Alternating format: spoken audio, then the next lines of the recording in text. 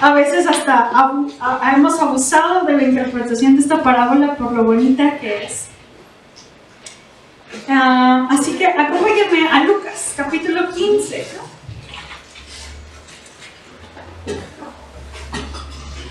Recordemos, hermanos, que las parábolas tienen un mensaje central y no podemos desviarnos de ese mensaje central.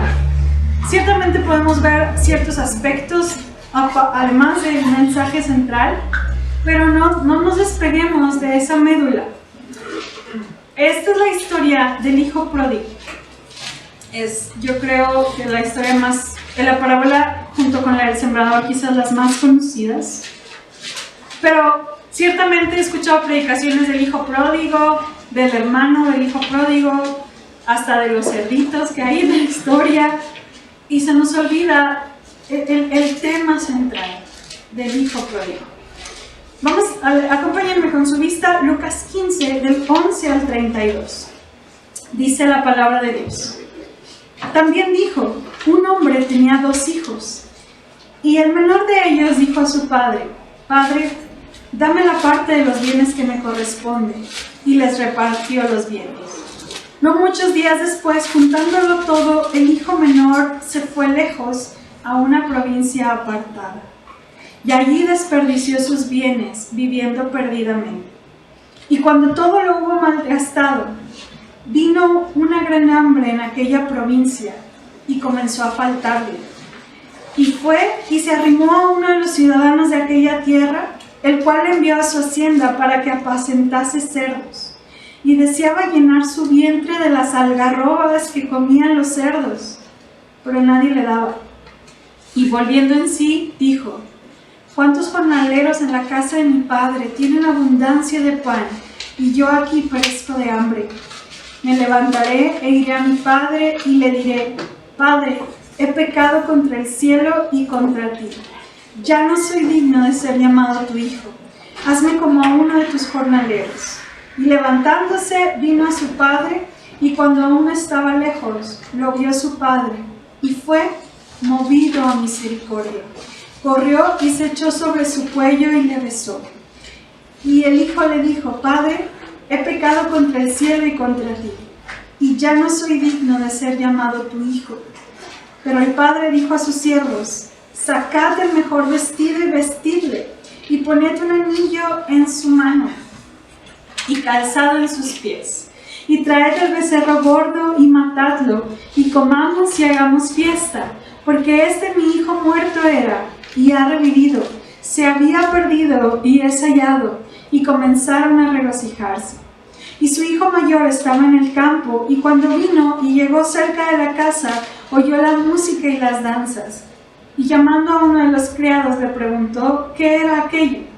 Él le dijo, tu hermano ha venido, y tu padre ha hecho matar el becerro gordo por haberle recibido bueno y sano. Entonces se enojó y no quería entrar. Salió por tanto su padre y le rogaba que entrase. Mas él respondiendo dijo al padre, he aquí tantos años te sirvo, no habiéndote desobedecido jamás, y nunca me has dado ni un cabrito para gozar con mis amigos. Pero cuando vino tu hijo, que ha consumido tus bienes con rameras, has hecho matar para él el becerro gordo.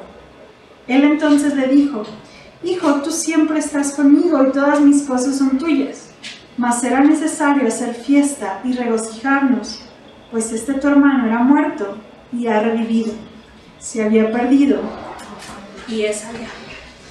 Hermanos, mucha gente ha expresado de este texto como el mejor relato breve del mundo. Es decir, aquí contiene como la historia más grande precisamente de amor, porque ciertamente es una imagen de Dios hacia nosotros. Cantábamos ahorita que Dios es nuestro Padre, y justamente en esta pequeña parábola, o bueno, no tan pequeña, ¿verdad? Son muchos versículos. En esta parábola nos da un reflejo perfecto del amor del Padre, y estoy segura que aquellos que son padres pueden entender, creo yo, un poco más esto, de manera más cercana, porque seguramente tienen hijos que han hecho lo incorrecto, porque seguramente tienen hijos que les gustaría que no hubieran tomado esa decisión y sin embargo como padres tuvieron que dejarlos ir porque ellos han decidido tener esa vida, pero están esperando con todo el corazón que sus hijos vuelvan. Y creo perfectamente que ustedes pueden entender un poco más el amor del Padre en esta parábola. Por lo tanto, hermanos, la parábola no podemos dejar de rastrear o dejar de entender el propósito de esta parábola. Mis ojos no deben de estar en el hijo pródigo como tal. Mis ojos no deben de estar en la vida dura que lleva el hijo pródigo. ¿Podemos ver eso? Claro. Tampoco en el hijo mayor, que también vamos a hacer mención de él. Nuestros ojos en esta parábola deben de estar en el amor del Padre, en la gracia y en la misericordia que el Padre tuvo de su Hijo. Como mencionábamos al inicio del culto, este Dios al que amamos, Dios al que bendecimos y creemos en Él, se deleita en su misericordia. Es decir, le place perdonar. No es un Dios a regañadientes. No tenemos un Dios que dice, híjole, Ana, otra vez con el mismo cuento. Si yo voy, Él está listo y deleitoso por perdonarme, por mostrarme nuevamente su misericordia. Y hermanos, déjenme explicarles un poquito de qué se trata esta parábola. En aquellos tiempos, en los tiempos donde Jesús hace este relato, había dos opciones para hacer o para dar la herencia. Una era en vida y otra era pues muerto. Pero realmente la parte del hijo, como dice ahí, especifica que este hombre era el hijo menor. Él solamente tenía como un tercio realmente de la parte de toda la herencia. A él le tocaba, al hijo mayor le tocaba más de la mitad y al hijo menor le tocaba un tercio o dependiendo de cuántos hermanos tuviera. Entonces no se repartía equitativamente, sino al mayor se le daba la mayor parte y al menor se le daba la tercera parte o dependiendo de cuántos hermanos tuviera. Aquí se menciona que había dos, entonces era por testamento o por donación de vida. Entonces fue cuando el hijo, podemos entender por qué el hijo llegó y le dijo, pues dame los bienes que me pertenecen. Se podía, legalmente, era algo que se podía hacer. Y aún así vemos desde el inicio, vemos este cierto como aire de crueldad de parte del hijo menor, porque una expresión como dame lo que me pertenece, de todas maneras, pues cuando te mueras me lo vas a dar, así que mejor de una vez déjame empezar a vivir, ¿no? Y es maravillosa porque el autor dice, un comentarista dice, el relato no menciona que el padre discutiera ni que tratara de convencer al hijo de que no lo hiciera. Y ya es que a veces los hijos tienen que aprender por el camino más duro. Y sin perder mucho tiempo, el joven convirtió su herencia en dinero y abandonó rápidamente su hogar para viajar hasta una provincia lejos de Israel. Podemos inducir o podemos quizás suponer que el hijo menor era soltero y entonces esto permite pensar que su edad rondaba entre los 16 y 20 años, porque después de los 20 años era cuando ya solían empezar a casarse. Esto no lo hagan caso muchachos de 20 años hoy en día, pero antes se casaban muy jóvenes. Entonces era el momento habitual en aquel entonces, a partir de los 20, contraer matrimonio. Entonces estamos hablando de literalmente un chavito, ¿verdad?, que pidió su herencia.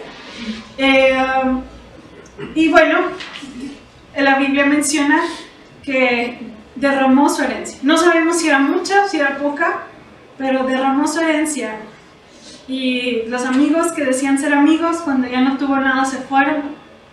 Y cayó tan bajo este hombre o este muchacho que terminó trabajando para cuidar de los cerdos.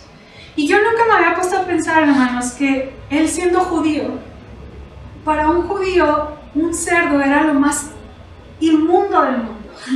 O sea, para un judío un cerdo era sucio, estaba prohibido comer cerdo, estaba prohibido porque era un animal inmundo, impuro, era un animal sucio.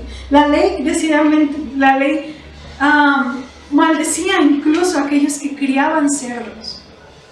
Este chico llegó tan bajo que anhelaba la comida del animal impuro. Hermanos, familia, muchachos que hoy están con nosotros, esto es lo que hace el pecado en nuestra vida.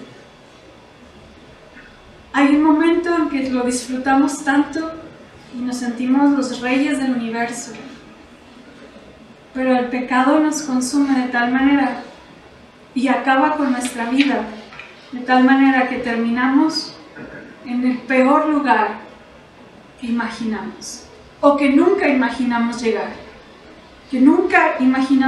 tan bajo. Y no hablo, hermanos, solo aquellos que no conocen del Señor. El pecado que yo empiezo a permitir en mi vida me va a destruir de tal manera que puedo llegar a caer tan bajo, más allá de lo que yo imagino.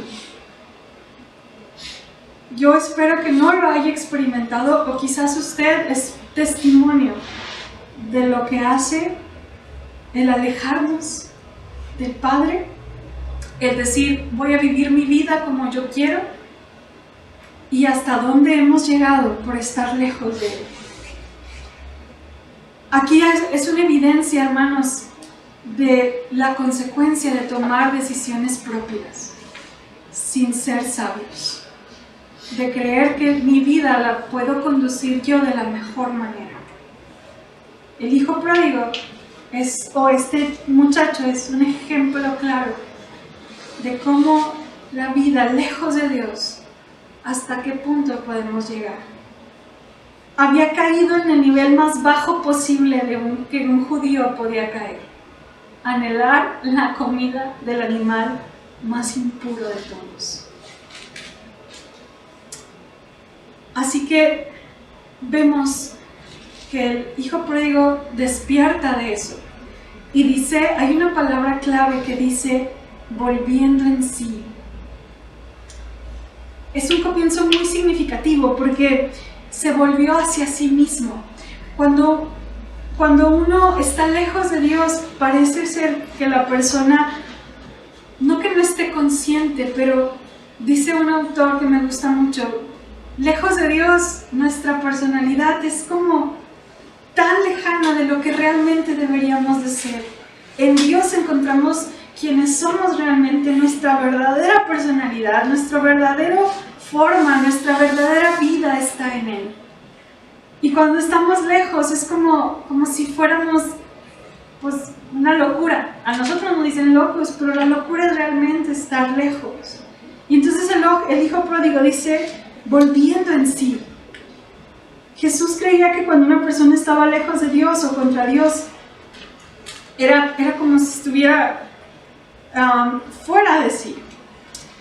El ser humano no es él mismo hasta que se vuelve a Dios.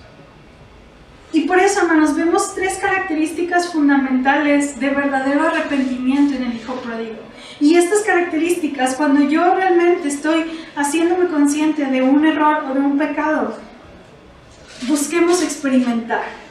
Porque primero, y si tiene donde anotar, anote, hermano, porque esto es bien importante. Las tres características fundamentales del verdadero arrepentimiento. Uno, es la convicción. Este hombre dijo, voy a ir con mi padre y le voy a decir, Padre, he pecado contra el cielo y contra ti. Es decir, este hombre no buscó ningún tipo de excusa, no pretendió culpar a nadie. No culpó al padre por no haberle impedido partir, ni a su hermano por no aconsejarlo, ni a sus amigos que solo eran de nombre, ni a las circunstancias, ni a la juventud. Este hombre se puso en primera persona y dijo: yo soy el único culpable, he sido yo el que he pecado. La primera característica es la convicción de pecado. Hay un entendimiento de que me he equivocado. También encontramos que hay un reconocimiento de las consecuencias. Yo he pecado, y él luego dice: voy a ir con mi padre y le voy a decir: ya no soy digno de ser tu hijo. Es una aceptación de la realidad. He desperdiciado mi herencia, he roto lo que me ligaba a ti. Reconozco que ya no tienes ninguna obligación hacia mi persona. Me separé de ti prematuramente. No me debes nada, Padre. Entender la consecuencia de lo que yo he hecho. Y esto va, hermanos, hasta para nuestra relación de cónyuges, de hijos. El poder entender que el haberme equivocado hay un precio que pagar. El precio de él era entender que ya no era digno de ser su hijo. Y en tercer lugar es una restitución o una reparación de su conducta. Dice: y levantándose vino a su padre. Volver al camino con rectitud es importante. Volver a pedir misericordia y saber el trabajo que le correspondía. Y él ahora no sabía o entendía que ya no podía ser hijo. Ahora solamente pedía ser un jornalero por misericordia. Así que, hermanos, el arrepentimiento lleva una convicción, no echar culpas. Mis adicciones, mis emociones, mis sentimientos negativos, mis pensamientos, mis palabras, no son culpa de nadie, más que son mías.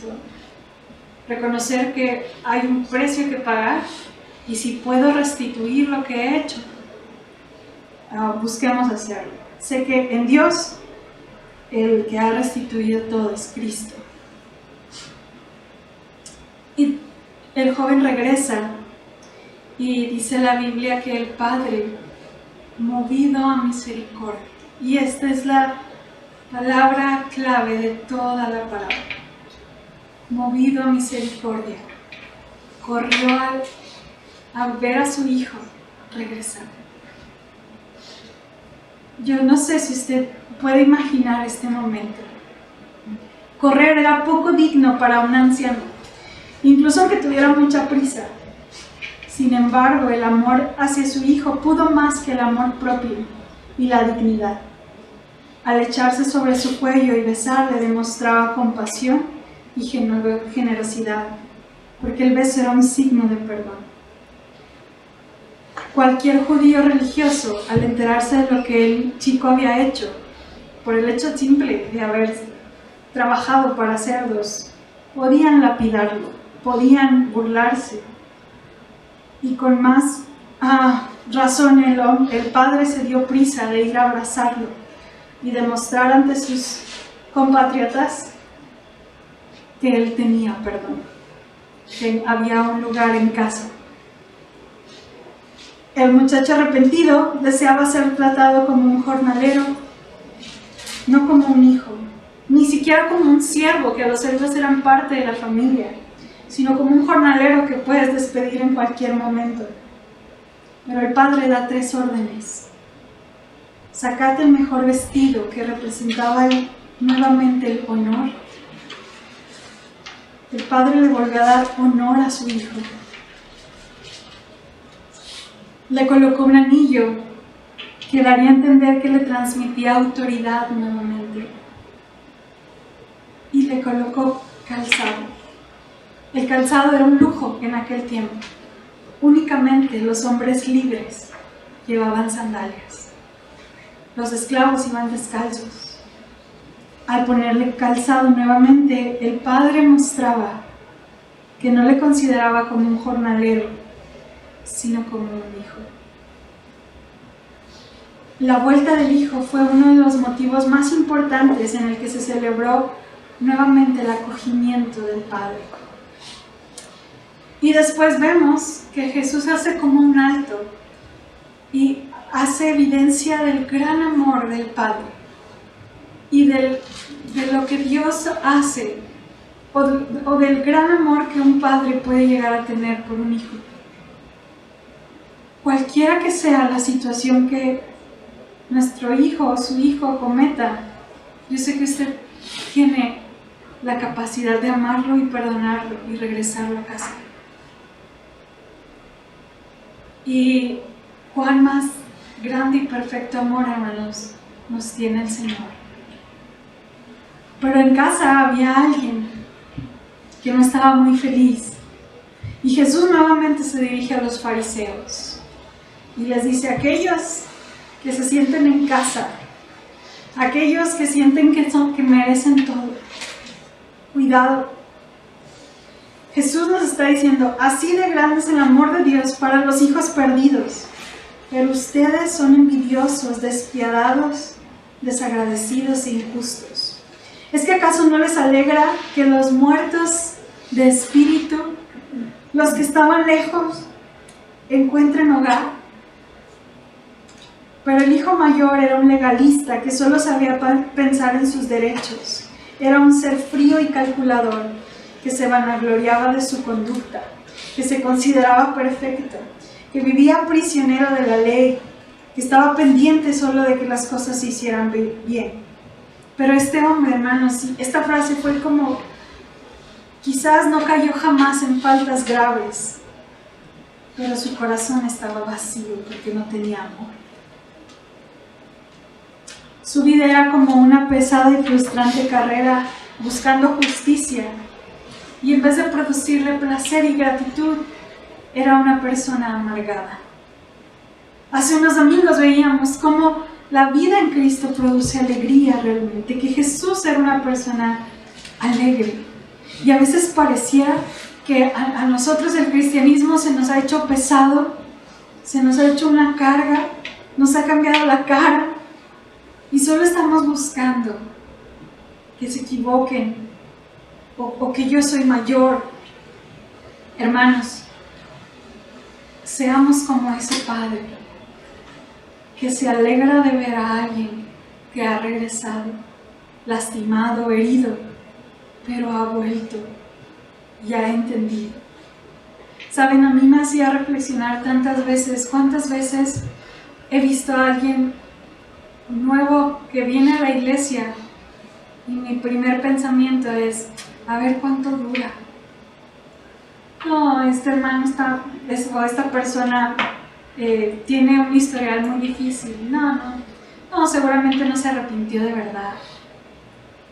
Esa actitud, hermanos, es la actitud del hermano mayor, que no se alegra de ver a alguien regresar a casa.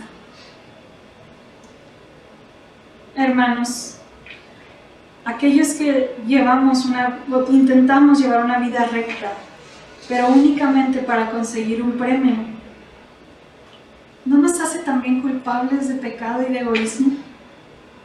Hay un poema hermoso que dice: no me mueve mi Dios para quererte el cielo que me tienes prometido, ni me mueve el temor del infierno tan temido. Que me mueva tu amor, que aunque no hubiera cielo yo te amara, y aunque no hubiera infierno te temiera, por ser quien eres, por cómo nos has amado. Hermanos, la función de la iglesia es amar a la gente para vida, y a veces lo primero que hacemos es un juicio terrible hacia aquellos que vienen heridos. Hacer pronunciamientos morales y juzgar a nuestro hermano se ha convertido en un deporte del cristianismo, pero nunca ha formado parte del evangelio. Falta también que el hermano mayor vuelva en sí y entienda que todo lo que tenemos es por gracia, porque este es el verdadero amor. Y cierro, hermanos, con esto. Esta parábola la resumo en 3 cosas. Aquellos que están lejos o aquellos que hemos fallado, es una invitación a cambiar de vida y de conducta. Aquellos que nos identificamos con el fariseo, cuando no le creemos al hermano que se arrepintió, o cuando juzgamos a los hermanos que llegan a la iglesia, Dios espera que el amor del Padre sea derramado en nuestro corazón y sepamos alegrarnos con aquellos que verdaderamente están pidiendo misericordia. Y ante cualquiera sea nuestra situación, sea que nos sintamos lejos de casa, o sea que estemos en casa, pero a lo mejor el legalismo ha hecho un efecto en nuestra vida, el amor del Padre es suficiente, cualquiera que sea nuestra condición. Cualquiera que sea nuestra situación, nunca olvide, hermanos, que el amor del Padre siempre será movido a misericordia. No hay historia que al Padre le sorprenda, no hay historia que al Padre diga, no, esto es muy difícil, esto está muy difícil. El amor del Padre es lo suficientemente grande donde cabemos todos. Y en este Día del Amor y la Amistad, hermanos, recordemos lo que dice Romanos 8.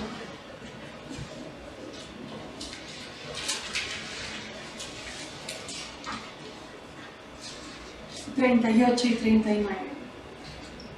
Por lo cual estoy seguro de que ni la muerte, ni la vida, ni ángeles, ni principados, ni potestades, ni lo presente, ni lo porvenir, ni lo alto, ni lo profundo, ni ninguna otra cosa creada nos podrá separar del amor de Dios, que es en Cristo Jesús, Señor nuestro.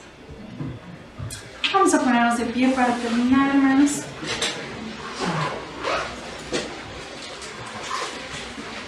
Y vamos a pensar o a reflexionar en el amor de Dios. Señor, hoy nos acercamos a ti, entendiendo que tu amor es inagotable. Padre, si nuestros papás terrenales tienen la capacidad de perdonar los errores más feos y los desplantes más duros que hacemos como hijos, si nuestros padres terrenales tienen la capacidad de amarnos e incluso ver cómo tomamos malas decisiones, pero aún la puerta de la casa está abierta, aún, Señor, la misericordia de los padres está presente. ¿Cuánto más tu amor, Señor? ¿Cuánto más tu misericordia, Señor? Y Padre, hoy queremos pedirte que si en nuestra vida hay pecado, Señor, si también hemos pecado, como decía este muchacho, hemos pecado contra ti. Señor, danos esa convicción. Ayúdanos a volver en sí. Señor, si nuestra vida, Señor, nos ha envuelto en pecado evidente o no tan evidente, ayúdanos a volver en sí, Señor. Y poder, Señor, por favor, darnos cuenta, como se hizo este muchacho cuenta, como se dio cuenta, de que él era el culpable, de que no merecía, pero que iba a pedir misericordia al lugar correcto. Por un lado, te pedimos perdón por ello, Señor. O si nuestro corazón, Señor, después de tantos años de estar en la iglesia, se ha vuelto indiferente con aquellos que vuelven a casa, trata con nuestro corazón. Ayúdanos a sorprendernos de la obra que tú haces en los corazones como lo hiciste con nosotros, Señor. Danos la humildad de ver a nuestro hermano con la capacidad de cambio. Padre, no queremos ser como esos fariseos a los que tú acusabas, Señor. Queremos tener el corazón del Padre que se alegra de que su Hijo muerto ha vuelto a la vida, Señor. Quita de nosotros juicios sencillos y vanos y baratos, Señor. Quita de nuestra mente, Señor, el estar esperando que mi hermano caiga para decirle, te lo dije. Quita, Señor, de nuestro entendimiento y de nuestro corazón esa sensación de superioridad, Señor. Y te ruego, Señor, en el nombre de Jesús, que el amor del Padre sea derramado en nosotros. Padre, que podamos ver en cada ser humano tu imagen, porque cada hombre y mujer que por aquí transita tiene tu imagen, Señor. Y por eso es digno de amor y de respeto, Dios. Enséñanos a vernos así los unos a los otros, porque tu amor ha sido derramado. Enséñanos a volver a creer, Señor, a volver a tener humildad, a sorprendernos de lo que tú haces a través de nuestros hermanos. Rompe, Señor, rompe con cualquier clase de legalismo, consciente o inconsciente de nuestra vida, Señor. Y Dios, también en esta hora aprovechamos como iglesia, como familia, como hermanos en ti. Porque yo sé que hay un padre, más de un padre aquí, que llora por su hijo, que está lejos de ti. Señor, hoy nos unimos al clamor de padres y madres, Señor, que ruegan por la salvación de sus hijos pródigos, Señor. Padre, por favor, no permitas que tengan que caer bajo para que recuerden tu amor y tu favor. Señor, atráelos a ti, Señor. Pon los medios para que ellos entiendan tu gracia y para que puedan comprender que la verdadera vida se vive en ti, Señor. Que puedan comprender, Señor, que la plenitud, Señor, no es en base a sus decisiones y que no eres un Dios de prohibiciones, Señor, sino eres un Dios que da vida y vida en abundancia, Señor. Por favor, devuelve a cada hijo la vida que tú ofreces, Señor. Y usa a sus padres como medio de misericordia y de gracia para que ellos te encuentren, Señor. Tú que conoces y entiendes mejor que nadie el amor de un padre al ver a su hijo lejos, ten misericordia, buen Dios, de los jóvenes y adolescentes que hoy consideran que su vida es mejor lejos de casa. Por favor, escucha la oración y confiamos, Señor, en ti, en tu tiempo y en la plenitud de vida que tú ofreces y que les está esperando, Señor. Padre, ahora que vamos a casa, pedimos, aprovechando este día del amor, que tu amor sea cubriendo nuestra multitud de pecados, que sea abrazándonos, que sea dándonos a entender un amor más grande que el terrenal. Que el amor del Padre hoy nos abrace, que la gracia de Cristo hoy nos perdone y que la comunión con tu Espíritu hoy nos dé la convicción de que somos hijos, de que tú nos llamas hijos, que estamos en casa, que estamos seguros en ti. Recuérdanoslo hoy, Señor. En Cristo oramos. Amén y amén.